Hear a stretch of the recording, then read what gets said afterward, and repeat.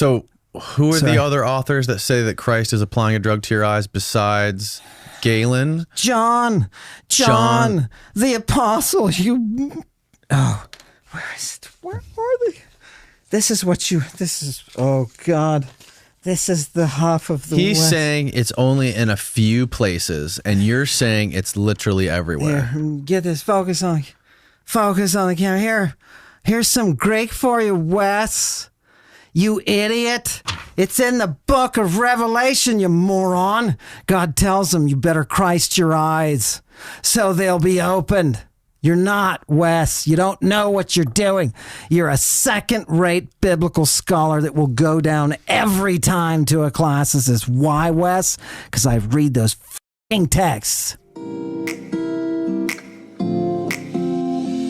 Fly me to the moon. Let me play among the stars. Let me... The Greeks were sickos. The Greeks were into some nasty shit. Yeah, so was Jesus. I've got a text for you today about Jesus that we're going to go with him out in the back. Hello, everybody. Welcome to the channel. My name is Alex. Thank you for joining me on this video. And if you're new, I'd appreciate the subscription. Those are pretty hard to come by here on YouTube, it seems. But what I want to talk about today is quite a few things. I'm going to try to make it as quick as possible, but there's just so many videos out now with conflicting ideas and theories, and someone who's a true wanderer. I find this to be some of the best stuff on YouTube, all these conversations, that is. So I do believe that last video I made is accurate now, considering Ammon Hillman himself has said Danny Jones offered Wes Huff 2 times. He says it in that podcast that they just released. Do that. The audience will know that he turned down 2 invitations right before. Yes. And after. Before that's okay. Crucified that guy, and after he crucified that guy. Poor baby Billy Carson. Yeah, oh, he was like a lamb. You got to start around the 6.5 minute mark. Okay, I'll be quiet. So, he himself thinks that. It's not just me watching this and speculating. It's known now. I do believe that is the case. I think his theatrics are something that really will turn people off and, make people not want to debate him or say he has no validity, or why give this person a platform. That's a big one. But, this really stems just from the Billy Carson and Wes Huff situation. More eyes. That was the first time I had ever seen Wes Huff. It's the first time I ever saw Ruslan TV, because he's reacting to Wes Huff. And Ruslan TV, or Ruslan, whatever it is, he introduced me to Alex O'Connor. And, Alex O'Connor saying something like this. Want to believe, I think in your conversation with Ayan Hirsi, like, I want to believe, but I just can't. And so yes, non-resistant it's a term from J.L. Schellenberg, and I'm certainly combative in many respects, but okay. Non-resistant is a different thing, I think. Yeah. Okay. So non-resistant, you are combative, obviously within this entire back and forth about the West stuff, but non-resistant, non-believer.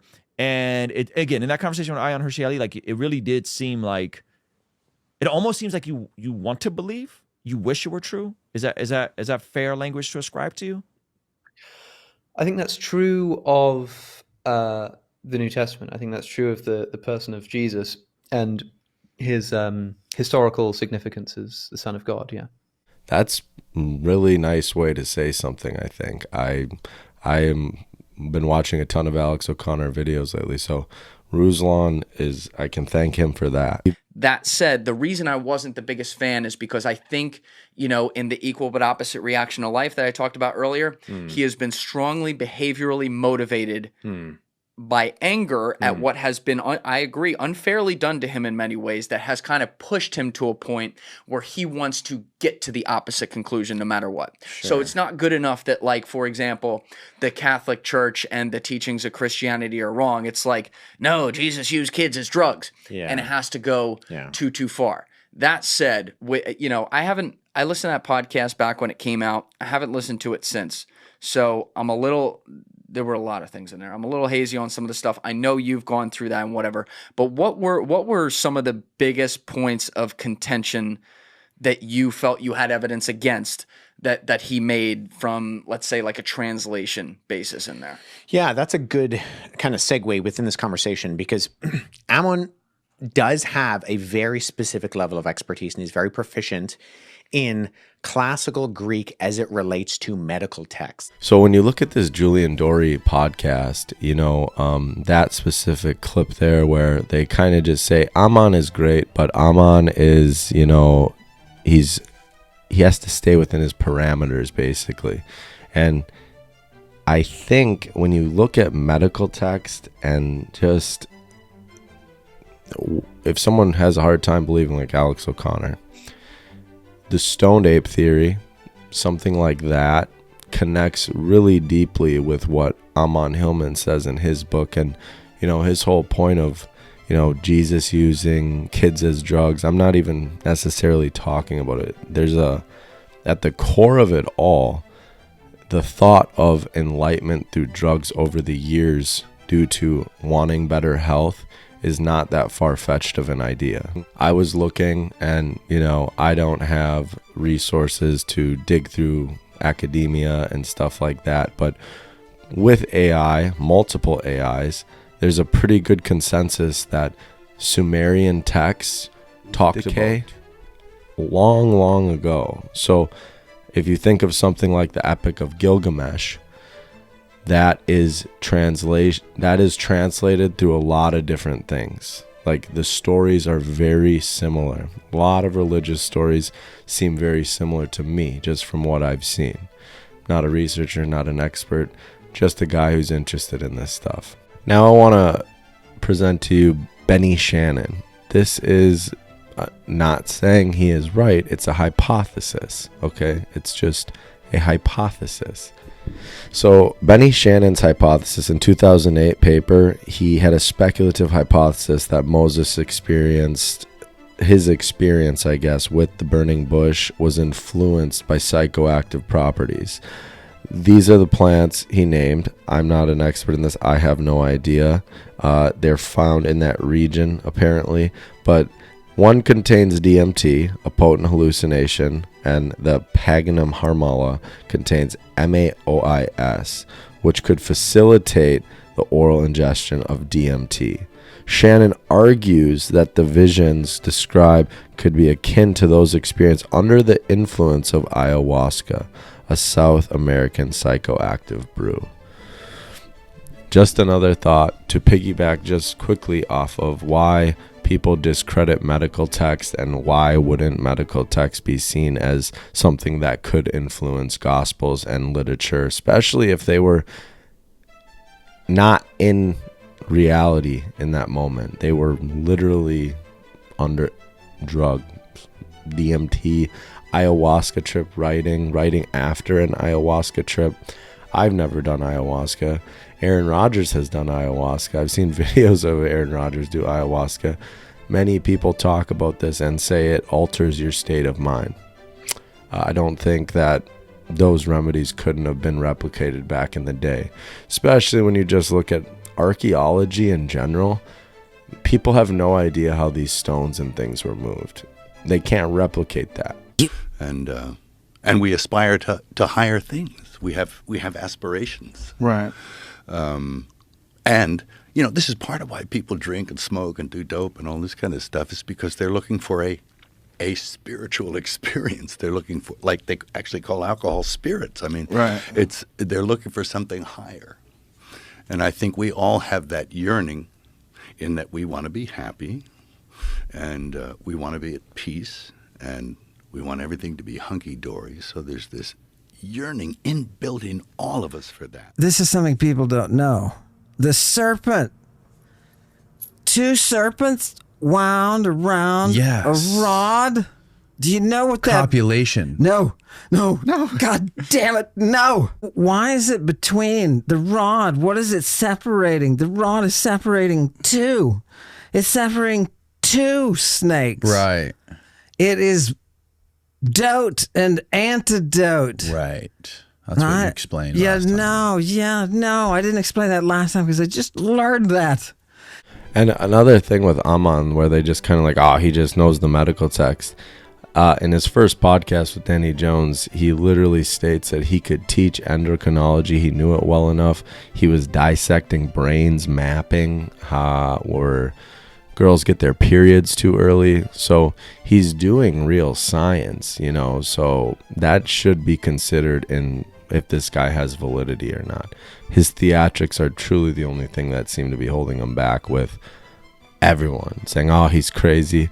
I was gonna do this video last night, and I just got so tired, but Myth Vision, I said something about him last video, and he did a 5-hour just hate piece on Ammon. You know, 5 hours towards one person is beyond just, I think, trying to discredit someone. I think I've seen videos of Derek's friend Neil, Gnostic informant. He stated that him and Ammon don't get along anymore. So it's hard for me to watch that 5 hours. I didn't. I just skimmed it. But I saw something interesting at the end of it that he said. Towards the end, he said something along the lines of, should I tell them about what Danny Jones said? We've been trying to set up a proper debate with you and a biblical scholar, and we can't get anyone to step in here and talk to you. I think people are afraid of not just what you're saying, but your performative behavior. So I think Danny Jones giving Ammon a platform and all the people that Danny Jones has on his show, it's the best podcast in the world, in my opinion, right now, solely for the fact of the guests that he puts in front of us. The problem with when you go look at the first interview, if you go read the comments, I'm not making this up, this is what I saw.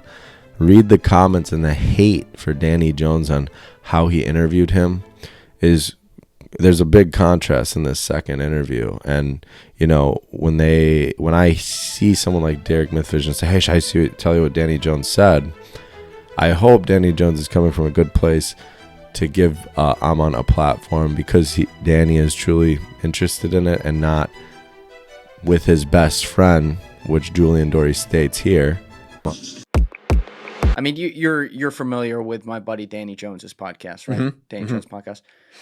So Danny's one of my best friends. Interviewing the opposition of that whole podcast, basically. So to me, I'm not saying that's anything nefarious. I just think it's interesting. They have Julian Dory and Danny Jones being best friends. One interviews Huff, the other interviews Ammon, and it's building up to something interesting, I hope, and not just like a gotcha moment for Ammon, because all the people that have been refuting him or trying to say he's wrong, it all just ties into his character. I haven't really seen much saying why he is wrong. Even the classicist on that 5-hour Myth Vision show, I didn't hear anything. I mean, I didn't listen to the whole thing, but skimming enough of it, it just seemed like they're just sitting there laughing at what Ammon is saying. So I hope they square that away and they can all do content again together, because if you can't even have discussions with people, there's a big problem, and no one's ever going to get the information they want. So someone like Alex O'Connor, who says he's tried and he can't, I think there's some real strength behind saying it's almost fraudulent and it feels fake to say you believe when you can't. Your subconscious is telling you that you don't believe. That's not real. I see many Christians do the whole church thing. They do everything they should, but they're not living a very Christian life outside of saying they're a Christian. You know what I'm saying? So all this stuff, incredibly interesting to me, and I hope they can come together and have a better conversation where there's someone moderating it in person, where you can jump to guest to guest, and that's why it can't just be one-on-one. Danny Jones said something, it should be 2-on-1. I almost think it should be somewhat of a round table. And I'll tell you the people I think who should by the end of this. And part of the problem with something like what Ammon says is that he's taking terminology that exists within the parameters of a specific field, and then he's applying them in areas where there's an entirely different contextual meaning and spectrum of understanding. It's a big so turd. part Pinch of what it he off. said that and I don't remember the detail, but well, and it You does mean wouldn't, that you moron. in the particular instance that it's being used. Okay, is there. not says there.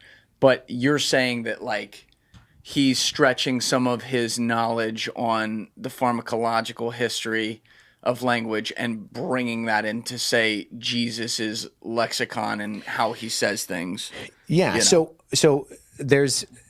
You're trying to stop. I can't take it. I can't take it. I can't take You it. look Please, like stop. you're pulling out a specific context in Galen's medical text and trying to apply it to everything across the board, Here's the problem. which is intellectually dishonest. Here's the problem. I'm not pulling it out of Galen. Does Galen have it? Yes. Euripides has it. He gets a sex drug that is a Christ. One of the characters asks, is it a Christ? This is not from the medical. This is from everything. Everything, Wes Huff, you fucking fake. Yeah, this is why he wouldn't face me. I can tell you right now, and I can tell your audience. Your audience must know. This man does not really read Greek. What is he, finishing his PhD? He's finishing his PhD. Yeah, he's finishing his PhD in biblical studies. You know what that means? It means he's had a couple of semesters of Greek. Yeah, he was able to say the name Xenophon. That was nice. So who are the other authors that say that Christ is applying a drug to your eyes besides Galen? John, the apostle. Where are they? Oh God. This is the Huff of the He's West. saying it's only in a few places, and you're saying it's literally everywhere. Here, get this. Focus on the camera. Here's some Greek for you, Wes. You idiot. It's in the book of Revelation, you moron. God tells them you better Christ your eyes so they'll be opened. You're not, Wes. You don't know what you're doing. You're a second-rate biblical scholar that will go down every time to a class that says, why, Wes? Because I read those f***ing texts. It's what the devil gives you, man. It's what the devil gives you. Look, he's been pumped up in his pride. He thinks he's something now because he slaughtered somebody who was making stuff up. Well, guess what? This is the gymnasium of the cosmos, baby. Right? You'll be taken down. You'll be taken down by somebody who knows. Right? Oh, God. I love those classes. Did you talk to any classists? I would love to. So the word parameters was brought up quite a bit too by Ammon. It was brought up by Wes Huff. And when you're a Christian, you stay within the certain parameters of the rules that would make you a Christian. You have to do these things to stay within that Christian realm, I guess. The same things can apply though to anything. If you think of parameters, you can't just go kill someone and not get punished and go to prison. If you don't stay within the parameters of not getting that punishment handed to you, you're gonna not. You don't have to do it, but there's a punishment for it. Christianity, if you go outside those parameters, it seems like there's a lot of wiggle room for me. Like there's a lot of wiggle room for everyone. And seeing all these different kinds of Christians, when you're someone who can't just relate to one group of people, that isn't the one that you're going to navigate towards or just get brought into, because there's like a huge range of all these Christians, like Mel Gibson, for example. One of the things that shocked them about Isaiah was that it was word for word identical to the Masoretic text. Dead Sea Scrolls, Middle Ages, this is a huge development. So people have decided to go in and identify whether this was word for word the same. Now, Wes Huff has conceded that perhaps the language of word for word was not the most appropriate to use on a platform such as Joe Rogan. And when he asks me how close it is to the modern Hebrew copies of Isaiah, I say that it is word for word identical to the later Masoretic text. This was admittedly a hyperbolic statement. The term lost in translation is used a lot, up for interpretation. I think because people can't actually get to the source, and why Ammon Hillman is so appealing to many people is because he's basically not been proved wrong, that he isn't reading all this stuff that other people can't. Same thing with Kip Davis, why I give him so much credibility, and when I look for actual truth, they have done the real research. Unfortunately, Ammon has seemed to be a little bit outcasted for various things. I'm not here to talk about that, but it's still, I haven't seen him be proven wrong yet, and until that happens, you can't just write it off. It was biblical scholar Dan McClellan who pointed this out in his own video, so I spoke with him about where this number came from. That is a widespread piece of misinformation, that the majority of these differences are spelling differences. And it's not the majority, it's not a minority.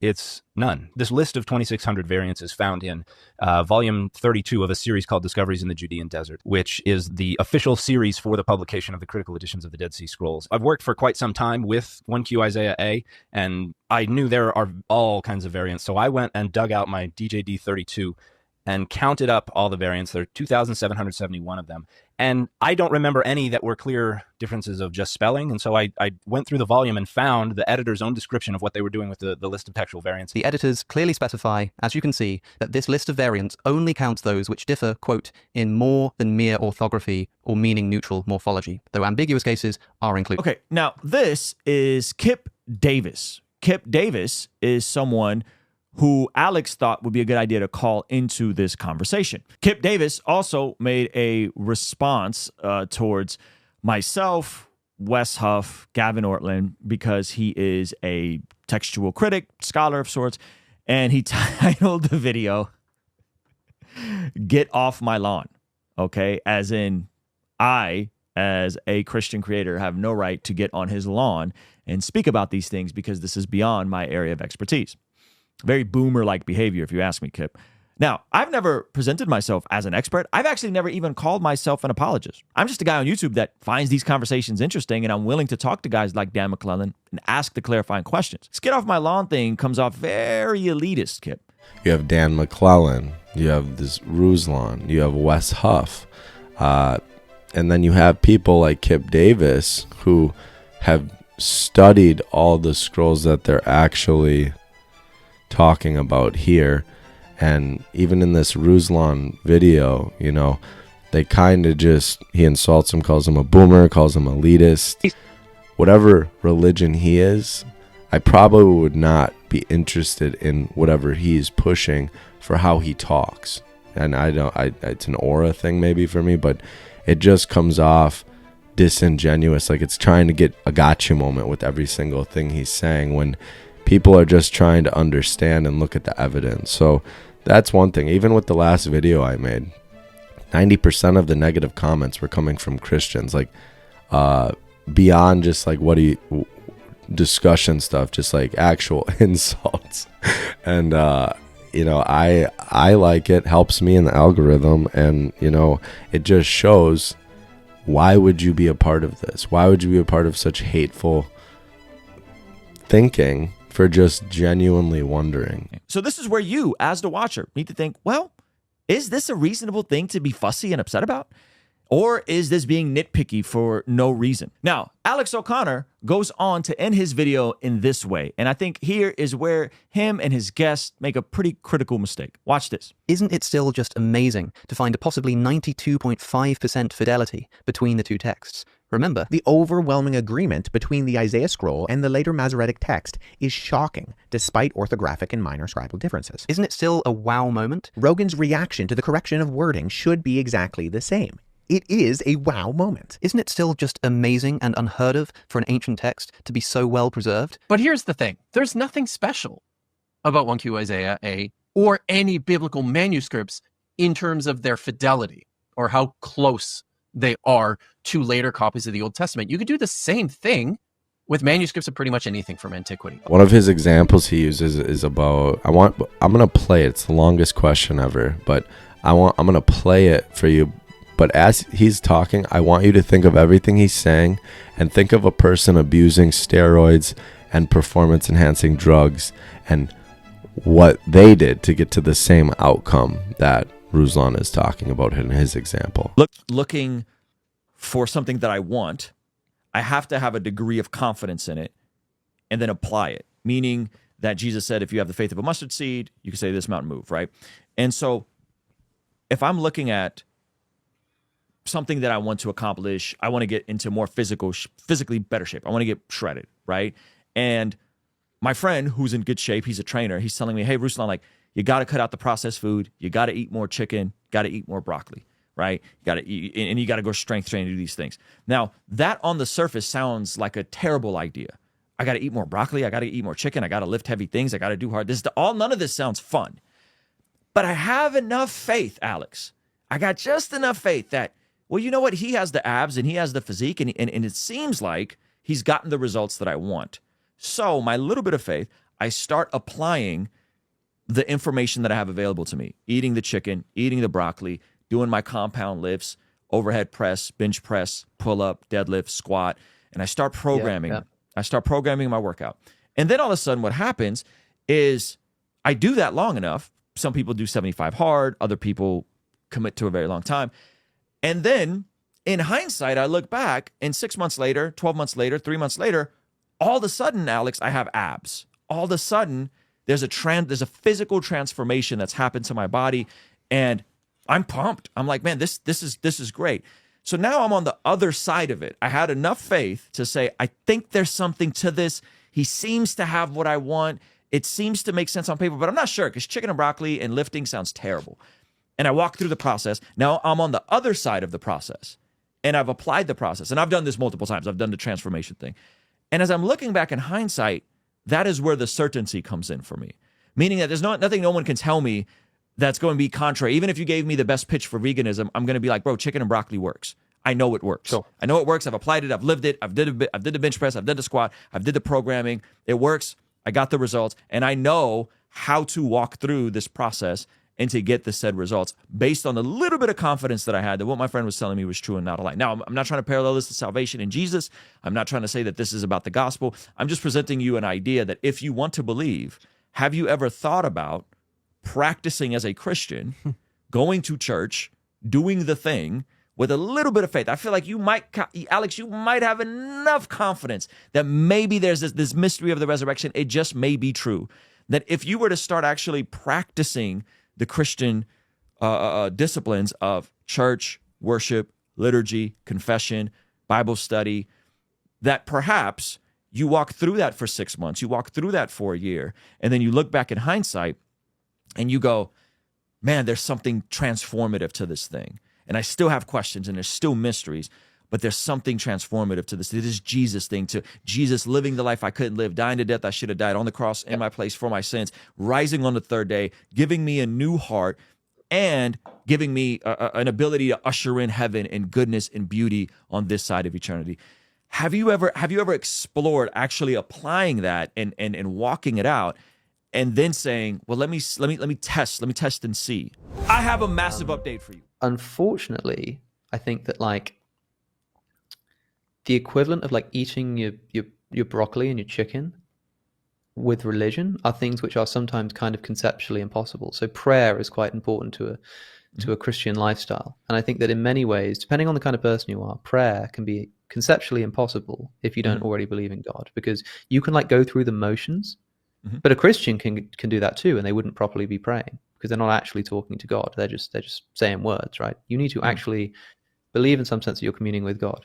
And try as I might, I cannot muster that kind of even like temporary trial belief, because I don't believe that it's true to people about all kinds of things. I felt the same way as a vegan. You will never look back. Like, I cannot believe that I was eating meat. Like, this is unbelievable. I'm never going to, like, the rest of my life will be dedicated to this. And then, well, maybe not. I hear Muslims say the same thing. Like, bro, you just got it. Like, you've just got to try it, man. I think if you started coming to masjid, bro, you'd be like, oh man, you don't even know, like, you'd be the greatest Muslim, like It's like, okay, maybe that's true. Like maybe that's actually true. And I actually think that if I were to start going to masjid and I started to hang out with Muslim circles and grow out my beard and all this kind of stuff, I'd probably start thinking, yeah, man, like, okay, this is kind of cool. I'm into this.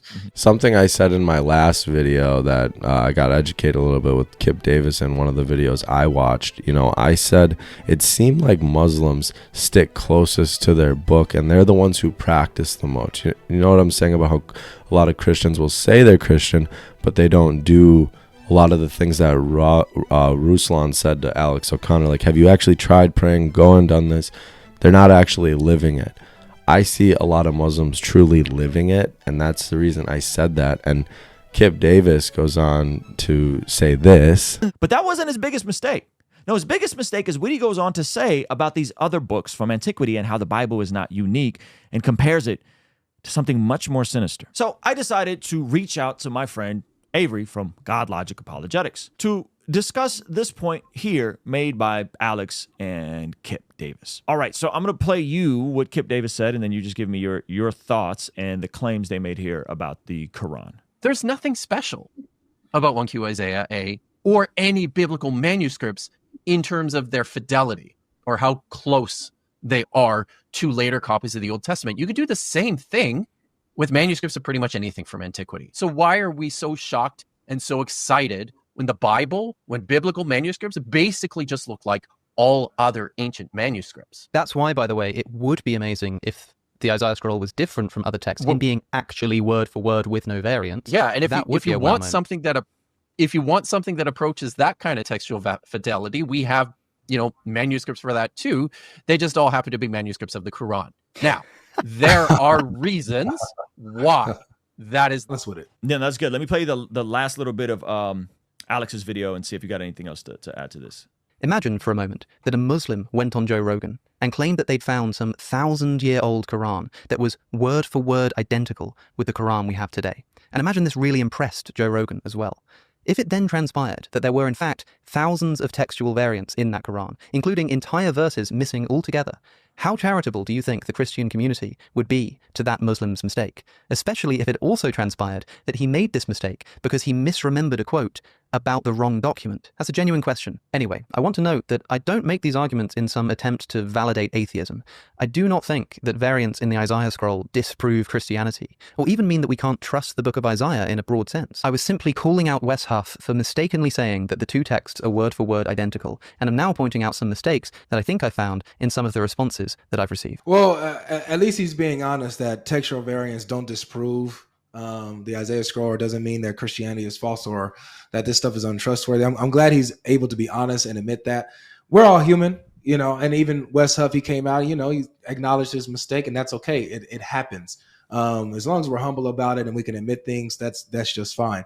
But to say that there's nothing special about the Isaiah scroll it's almost like something that you're allowing something purposely to go over your head.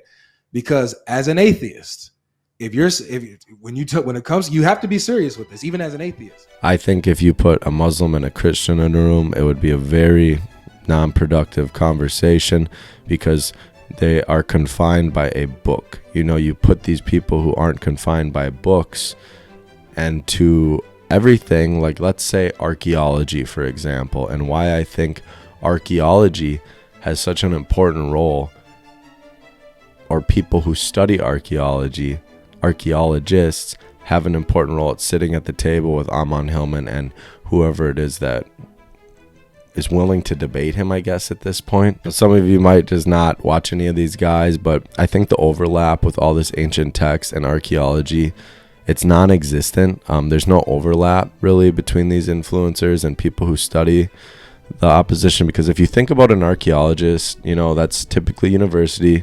humanities, sciences.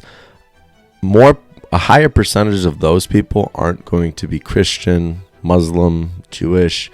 They're not going to be following specific religion, I think, solely because of the work they're doing. Similar to Ammon Hillman and his dissection of the brains, and being not just a true ancient Greek classicist, whatever he says he is, his title. There's a lot of things, but that group of people, archaeologists, they're confined by universities too. And that's a big thing Jimmy Corsetti talks about, Graham Hancock, a lot of prominent figures in that world. They stress the whole truth isn't being told because there's restrictions. Use Göbekli Tepe as example.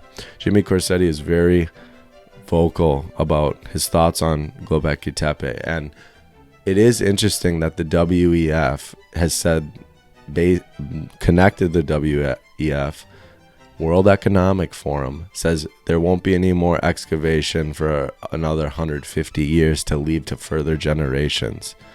Absolutely just insane. Like, why is that? Why would we not? We're here now in the present. We should be excavating this ourselves. Even leaving it up for destruction, natural disasters, why wouldn't you want to get this out sooner rather than later? And if you really want to dig deep, you can go look at Robert Maxwell, Ghislaine Maxwell's father, and look at his impact on academia as far as publication of literature. Archaeology specifically, when I want to go look up some of these topics, you have to have a code, you have to pay for it, you have to have credentials to get into the papers that, you know, these universities are writing. It's all money, money, money. And, you know, I think a big paradigm shift would happen if archaeologists or people like Jimmy Corsetti, Graham Hancock could do exactly what they want to do to get to the truth. Because once you get to a certain point, all the information's out there. It's up for the people to decide what is the truth and what is not. But when everything is suppressed, we don't get the full picture. Dr. Milano and little Milo, had a conversation, and Milano says in the interview, this is how you deal with these people. You ask them, have you read this? And it's basically saying they're inferior because they haven't read books planned out by an institution. And they both give a laugh. He reminds me of a villain in Indiana Jones. He probably thinks he's Indiana Jones, but he comes off as the villain in Indiana Jones. Milo, Big Milo, I think this guy's incredible. I think Joe Rogan talking to Mel Gibson, he's specifically talking about Milo and his work. Yeah, I'm just not totally convinced. I feel it in my, and I can't really, I'm sorry, I can't intellectually tell you why I don't believe in evolution, but I don't. It's just a feeling. I don't think I was some ape, or I don't think my ancestors were. I think they had to be pretty smart to survive. So what do you think all these pre-human hominids are that they keep discovering? Like, tell me what a pre-human hominid like is. Australopithecus, right. Or some of the other human-like creatures that never made it, like Denisovans, Neanderthals. Yeah, stuff like that. Okay, well, they've got something called Zinjanthropus. You remember him? No. Zinjanthropus, man. And he was like, he looked kind of like this. But he was like, they looked at it, and they did some core samples on it, and it was put out there by people advocating evolution, and they discovered that it was a human skull attached to the jaw of an ape. Oh, I do remember So it was a hoax. Yeah, there's been some hoaxes. Yeah. Yeah, but there's also been real stuff. Really? Yeah. You don't think so? Well, maybe. Well, what do you... Well, you know, like, I don't know, tell me. Well, what was that one that we looked at the other day that was one of the first pre-humans that buried their young, or buried their dead, rather? It was Homo ninaldi. What was it? Remember that? I can't remember how to say it, but... Naledi, yeah. There's a pre-human hominid, very small creature that buried their young, or buried their dead, rather. I keep saying buried their young. They buried their dead. You know, Australopithecus.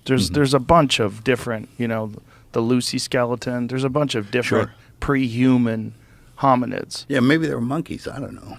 You know. Yeah. But well, they're similar to us, just not where we are. Yeah. They're on the road to becoming what it means to be a human being. Yeah, I don't know. What do you think those are? I don't know. They could be animals, or they could be like, look at today. I mean, you can get some mosquito can bite you, and your kid can be born with a malformed skull or something. It's like, you know, they have those, you know. Yeah, but this is like a genetic thing. Like they've mapped the genome of these creatures. Oh, they have? They're different. Yeah. Well, I don't know how to explain those, Joe. I don't know. But this guy has a lot more room for perception and just looking at other people's point of views and understanding them. And he's an archaeologist, I believe. But his research just on Neanderthals and, you know, pre-Bible humans, it has a significant role in these conversations with all these biblical scholars. You have to have the entire timeline laid out for everybody, not just get in your little hyperbolic chamber here and feed off each other and no accountability held in those conversations.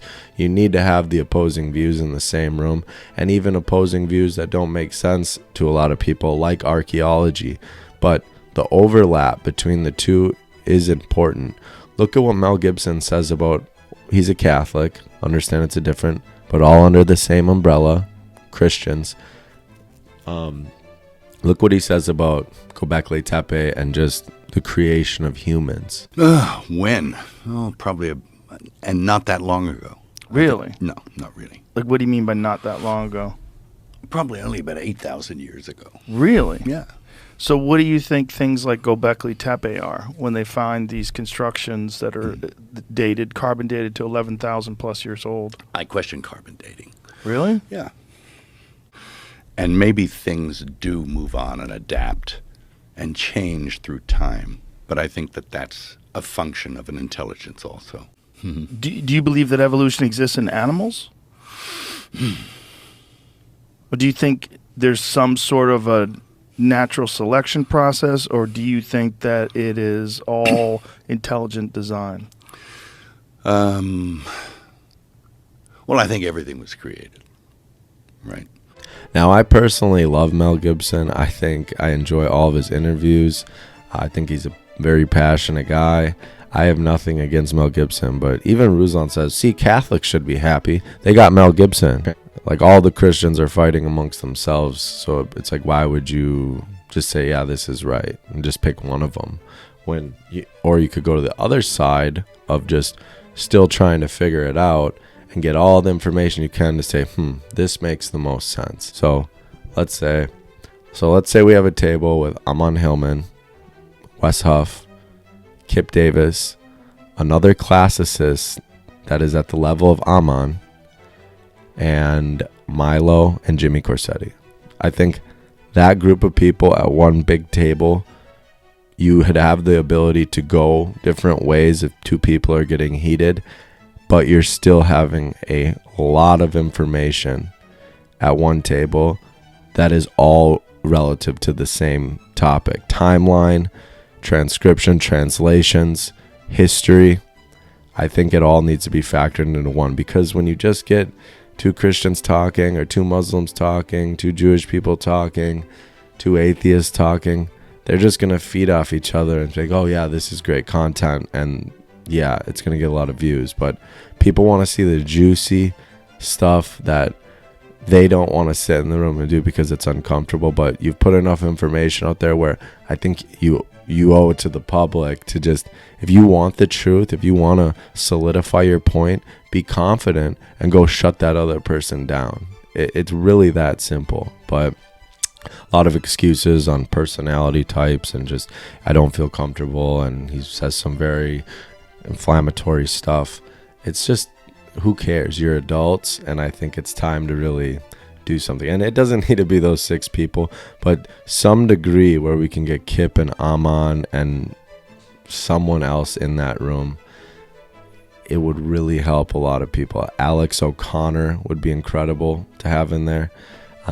You could go a lot of different directions with this. So I do think the archaeologist point, though, and having someone who studies that would be important. And what the hell, to make it even crazier, since it's 2025, you could have Billy Carson running the fact checking on Grok.